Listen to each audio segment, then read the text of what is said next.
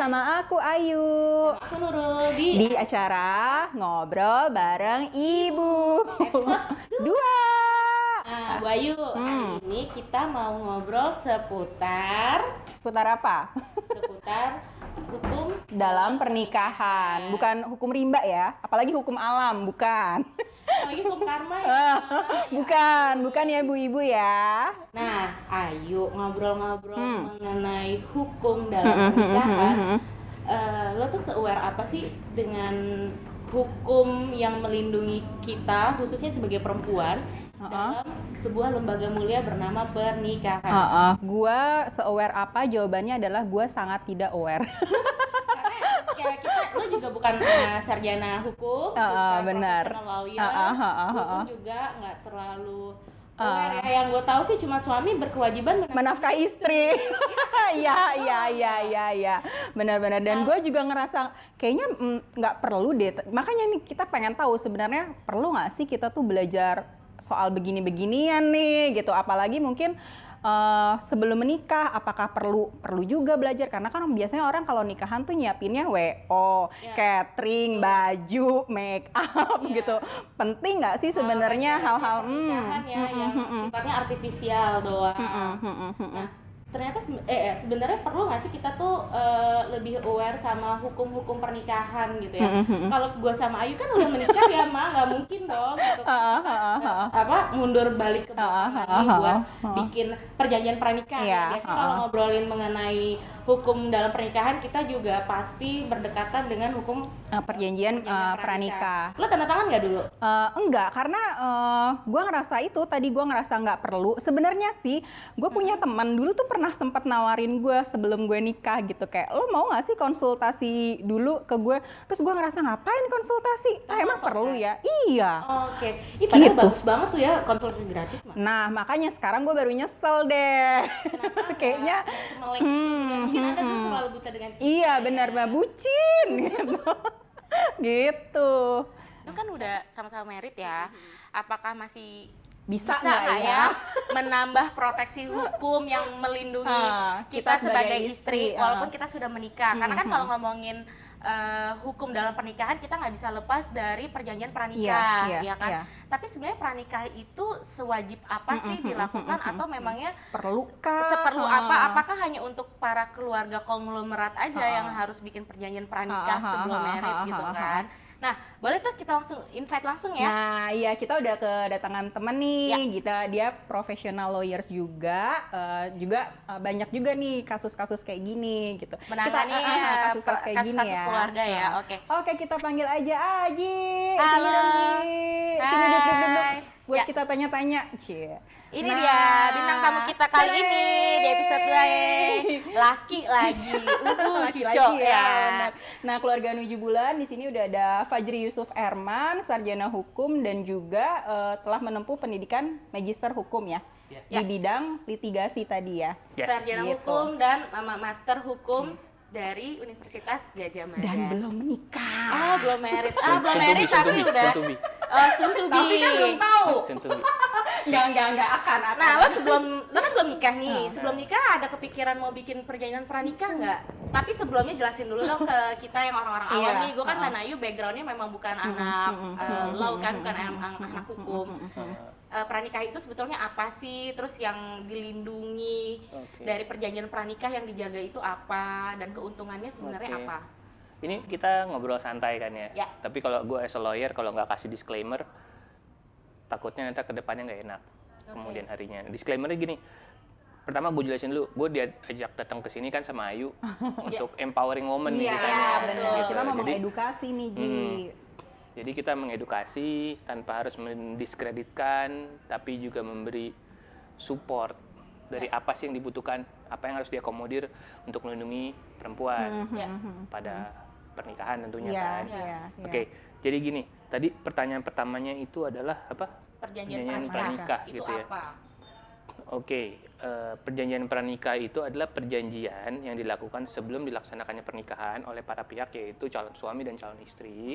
Dilakukan kalau menurut KUH Perdata, dilakukan di bawah tangan boleh, di hadapan notaris boleh, kemudian dicatatkan oleh pencatat pernikahan. Kalau misalkan yang menikah adalah beragama Islam, maka dia di KUA.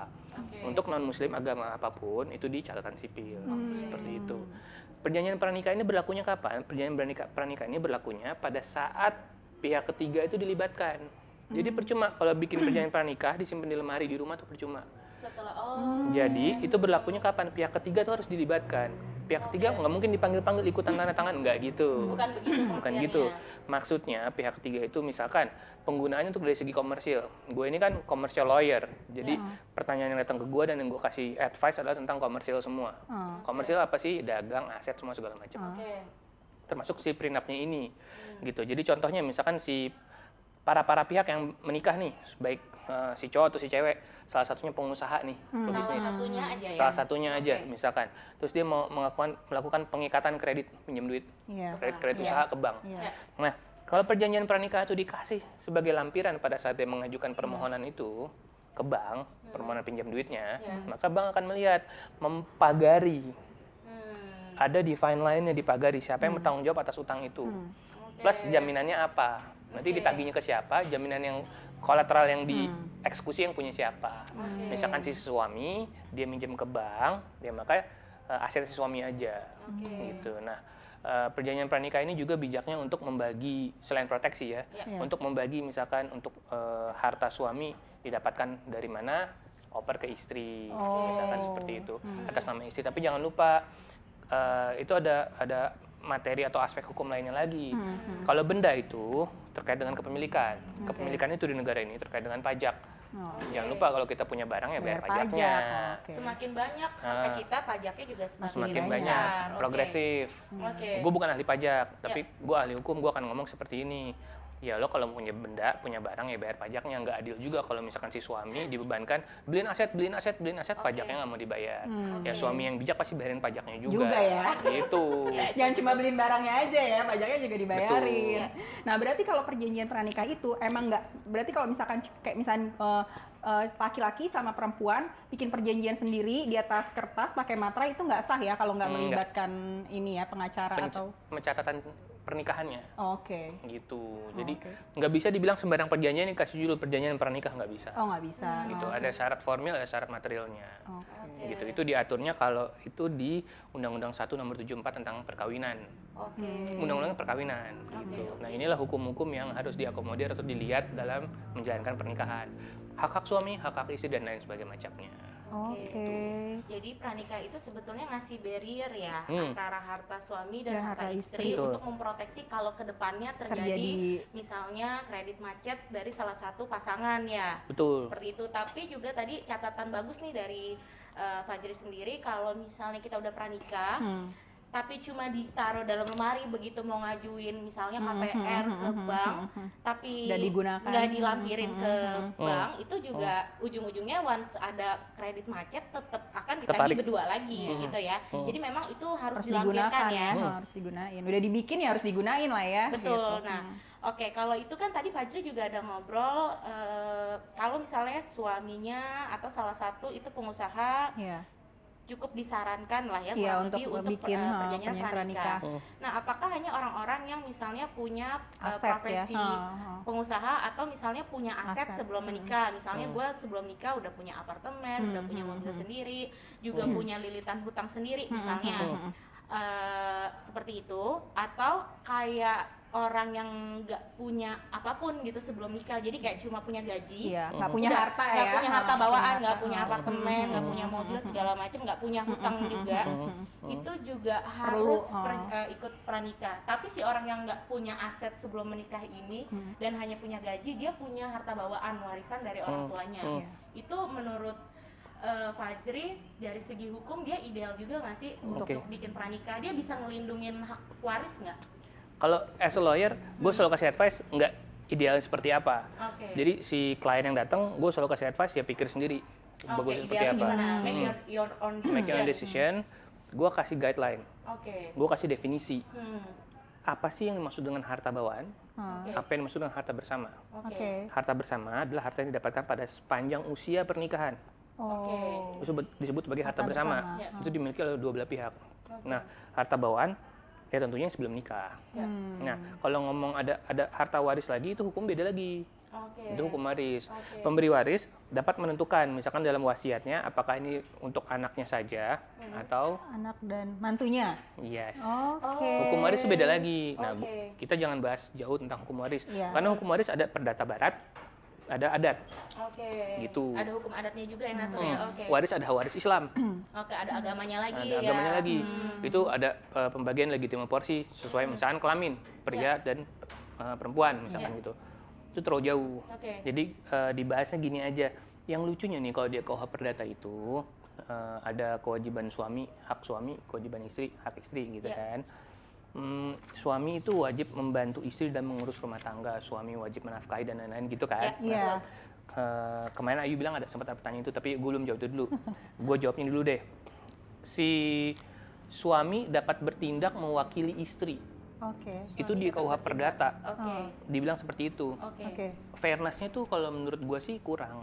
Oh. Suami dapat mewakili istri. Dapat mewakili istri, Oke. walaupun istri harus dapat bertindak sendiri. Iya. Karena dia Oke. sudah dewasa, itu boleh. Iya. Iya. Tapi terkait dengan tadi kan kita ngomong aset terus nih. Iya. Nah, suami dapat bertindak melakukan penjualan terhadap asetnya tanpa persetujuan istri.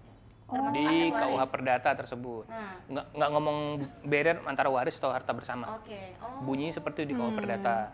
Tapi pada prakteknya banyak juga istri yang setelah berpisah sama suaminya ngelaporin penggelapan Oke. atas penjualan suaminya itu atas harta bersamanya. Oke. Nah, gap hukum atau kekosongan hukum ini banyak sekali yang orang tuh nggak ngerti, memaksakan kehendak, akhirnya emosi karena orang menikah pasti karena perasaan, Iya.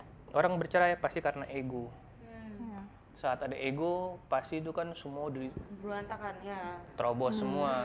Gue mau dimasuk penjara, gue mau ini, nah, apalagi sampai cerainya macam-macam kita nggak tahu. Ya. Oke. Gitu. Jadi jawabannya penting nggak perjanjian pernikah?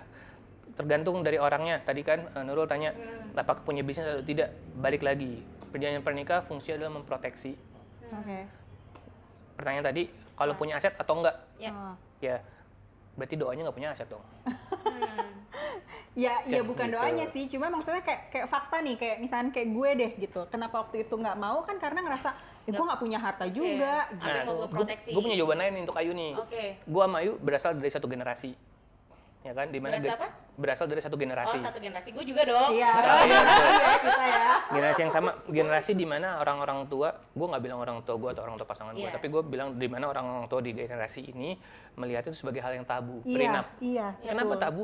Lo baru mau nikah, udah Udah mau mikirin, ngomong cerai, iya, udah mikirin. Udah Padahal mau kalau nikah. reality bites ya emang ada aja ya Harus hal-hal, dipikirkan ya, the sebenarnya worst case. The worst case tuh akan selalu ada. Yes, gue nih kalau pegang perkara misalkan, gue pegang ada perceraian, perceraian yang kusut banget sampai harus ngegerbek suaminya dan lain segala macamnya Oke. gitu ya. Terus pas gue lihat ada perjanjian pernikahannya, pemisahan harta, wah gue lega banget. Dari segi bisnismen gue nggak lega karena fee gue stop di situ. Oke. Seriously, fee gue Professional stop di fee-nya situ. udah ya. Udah berhenti, nggak ada perang gono gini. Oke. Tapi- Berani sampai gerbek doang gitu. Iya. Cari bukti. Tapi gue kan Oke. move on ke perkara gue Iya. kan nggak berhenti nih. Iya. Gitu. Jadi mendingan gue move on ke perkara yang lain, Oke. yang lebih profiting, komersial dari segi komersial. Iya. Nah, gue sebagai praktisi aja bilang, kalau kamu punya misalkan prenuptial agreement, nanti pas terjadi sesuatu Sesuatu yang nggak tidak diinginkan. diinginkan, nggak seribet itu. Oh. Gitu. Gono gininya nggak seribet itu ya, nggak sealot itu ya. Oke. Apa kabar gini? A dan B menikah, kemudian bercerai. Iya. Tapi pada masa pernikahan A dan B punya anak, Iya. punya aset. Iya. Pada saat bercerai A dan B setelah bercerai ribut gono gini. Masih ribut gono gini, ya kan? Nggak settle nih, nggak selesai. Si A nikah lagi sama C, Oke. si B nikah lagi sama D. Ya urusan masing-masing udah cerai, ya kan? Iya. Masing-masing. Nah, terus mereka punya anak lagi. Dari pasangan yang berbeda. Dari pasangan yang baru, bukan Iya, berbeda, iya, yang pasangan baru. baru ya. Dari pasangan yang baru. Apa kabar keluarganya? Masih ngomongin ribut, masih ada entanglement, masih ada ikatan. Kalau dan ya dan aja. Iya. Kalau kita udah move on misalkan dengan pasangan baru, dengan istri atau dengan suami yang baru, udah punya anak lagi, ngapain kita urusin mantan istri, mantan suami, gini masih ribut di pengadilan. Capek ya. Iya. Idealnya keluarin dulu lah ya Gono gininya. Makin berantakan nggak anak dari pernikahan pertama? Iya, Iya kasihan sih, ya. secara Udah mental ya. ngobrolnya panjang lagi tuh, Panjang, udah oke, kita- psikologis, mental health ya, kasihan anaknya. Ya. Itu penting atau nggak? Pikirin sendiri aja. Iya, Oke. oke. Gitu. Seberapa penting kan buat diproteksi ya. Jadi kembali lagi sih sebenarnya ke tiap keputusan masing-masing kebutuhannya. ya. Betul. Yes. Kayak gitu. Oke, Lalu kalau untuk pranikah, kalau gue sih udah itu ya, karena sebenarnya gue juga nggak. Nah, tunggu, gue kan sama Ayu belum nikah nih. sudah nikah. Sudah menikah dan kita berdua sama-sama nggak bikin perjanjian Penyanyi pranikah. pranikah. Namun kan yang namanya rumah tangga terus berlangsung. Kadang kita juga Ada konflik, ada konflik juga, dan ada kadang. kebutuhan melakukan transaksi dengan pihak ketiga, Iya, misalnya iya. mengajukan kredit Pinjaman, ke bank, ke bank. Itu kan hal yang sangat wajar ya. wajar ya dalam membangun Rumah tangga. keluarga. Nah, itu bisa nggak sih kira-kira gue apa di tengah-tengah pernikahan gue Perjanjian itu dibikin perjanjiannya misalnya saat- karena suami dia adalah main breadwinner di keluarga, ya kan. Once misalnya kita ngajuin kredit ke bank kan sebenarnya bayarnya itu dari nafkah, Ya, dari suami, gajinya dia, dari penghasilan suami. suami. Misalnya namanya umur kita nggak tahu dia meninggal atau sakit segala macam, itu bisa nggak sih kalau kita punya cicilan bank itu nggak nagih ke istri. atau ke pasangan yang bukan main breadwinner, bukan tulang punggung utama keluarga gitu, bisa nggak Oke, gini. kita memproteksi diri kita secara Gue hukum? jawab sebagai lawyer komersil ya. Ya. Sebenarnya agak lucu nih kalau ngomongin kredit rumah gitu, kepemilikan rumah gitu. Banyak yang diuntungkan dari kredit kepemilikan rumah karena sudah menikah, misalkan dua-duanya berpenghasilan, joint income, Oh. plafon kredit bisa tinggi. Betul. Dan mungkin konsumer ngelihat, mungkin dari orang-orang bank juga bisa komentar. Oh, kalian kalau nikah yang satu gaji 15, satu gaji 15, plafon aja. kredit mereka ya 30. Ya kan bisa kredit rumah yang cicilan 10 per Iya, bulan. iya. Kan gitu kan. Itu plusnya kalau tanpa Oke. prenup. Kalau dengan prenup nggak tahu ya, mungkin orang bank bisa bantu jawab kali ya. Kalau ada prenup, mereka masih diterima nggak joint income. Karena mereka dianggap sebagai individu yang terpisah. Oke. Gitu. Terus tadi Nurul tanya, kalau udah nikah, ini kan masih bisa berubah pikirannya. Ya. Untuk prenup-nya maksudnya, bukan nikahnya. Jadi There's no turning back, no turning back. Ya. untuk prenup-nya nih masih Ya. bisa berubah pikiran. Pada tahun 2015, sebenarnya sebelum tahun 2015, di KUH Perdata diatur bahwa perjanjian pranikah dapat dilakukan setelah terjadi Pernikahan. pernikahan. Oh, setelah pada itu masa udah menikah boleh tuh Di ya. KUH Perdata diatur seperti itu, cuma belum ada prakteknya. Oke. Prakteknya Nah, masih sedikit. prakteknya akhirnya didukung dengan putusan Mahkamah Konstitusi tahun 2015 yang bilang perjanjian pranikah dapat dilakukan pada saat pernikahan berjalan, sudah berjalan gitu. Nah, kalau di KUH Perdata bilang perjanjian pernikahan yang dilakukan pada saat usia pernikahan sudah berjalan harus dilakukan atau disahkan di muka pengadilan hakim. Oke. Penetapan pengadilan berarti. Kalau gitu kita ngomong hukum formil lagi. Harus ada saksinya, harus ada beban pembuktian seperti apa, itu panjang. Oke. Tapi itu doable, itu bisa dilakukan. Bisa dilakukan sebetulnya Jawaban ada pilihan itu ada pilihan. ya. Oke. Jawaban dari pertanyaan Nurul terkait lagi dengan keberlakuannya. Ya. Kalau misalkan nikah 2010, baru bikin prenup 2015, itu berlakunya kapan sih? Ingat, berlakunya prenup bukan usia pernikahannya aja. Memang di undang-undang dan putusan Mahkamah Konstitusi dibilang berlakunya prenup adalah sepanjang usia pernikahan. Tapi harus ingat, prenup itu berlaku pada kapan tadi gue bilang pertama-tama? Pada saat pihak ketiga dilibatkan. Oke. Pada saat kita serahkan itu ke pihak ketiga. Oke. Jadi kalau kita baru pakai perjanjian prenup ini 2016, ya baru berlaku 2016. Oh. Terhadap pihak ketiga itu. Oke. Terhadap misalkan bank, pembiayaan gitu ya, Iya, leasing, iya. APR. Ya. Kita pakai itu ya baru berlakunya tahun itu. Oh, Gitu. oke. Jadi ada pilihan itu Iya. sebetulnya ya, walaupun mungkin proses teknisnya lebih ribet dibanding melakukan perjanjian Pranikah pranikah sebelum. Yes, nikah. yes, Ya. yes. Tapi masih bisa jadi pilihan tuh buat orang-orang kayak kita yang udah menikah terus akhirnya mungkin ada pertimbangan-pertimbangan. Oke deh kita bikin aja deh gitu. Betul. Bisa jadi pilihan tuh buat keluarga 7 bulan. Ada yang lucu lagi Gitu. loh tuh tadi. Nurul kan bahas tentang harta bawaan kan. Iya. Ya. Belum Atau bahas. waris. Belum bahas tentang hutang bawaan kan. Ya, Oh ya. iya. Hutang bawaan. Karena kalau udah merit, hartanya udah gabung, Hutangnya juga. bareng, ya. Bukan cuma hartanya doang, tapi Iya. hutangnya juga. Ya, gimana tuh? Yang lucu, gue sebagai praktisi hukum udah berperkara di pengadilan kayak begini nggak kehitung ya. Harta bawaan akan menjadi harta bawaan. Oh iya ya. nikah 2010. Itu didapatkan harta 2005 sampai 2010 gitu ya. Itu menjadi harta bawaan si orang yang dapat, si orang yang punya. Oke. Tapi kalau hutang bawaan, Utang bawaan. Oke. Itu menjadi hutang 2009. Nikah Waktu nikah hutang masih ada. Hmm. Banyak banget jadi hutang bersama. oh, jadi tanggungan berdua ya. Jadi pasangan harus ikut bayarin juga. Enggak Bisa. juga. Enggak juga. Nggak wajib. Nyicilin nggak juga. Nyicilin lu nyicil sendiri lah utang-utang lo gitu kan.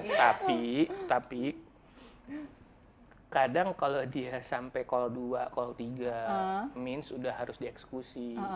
Kadang istri dipanggil-panggil juga. Iya, betul ya, kalau misalnya Iya, udah ke bawah-bawah dikejar-kejar, juga apalagi ya. ke bawah-bawah ya. Iya. Oke. Namanya juga udah nikah. Berarti harus aware tuh kalau mau merit ya, mungkin keluarga 7 bulan ada yang Berencana.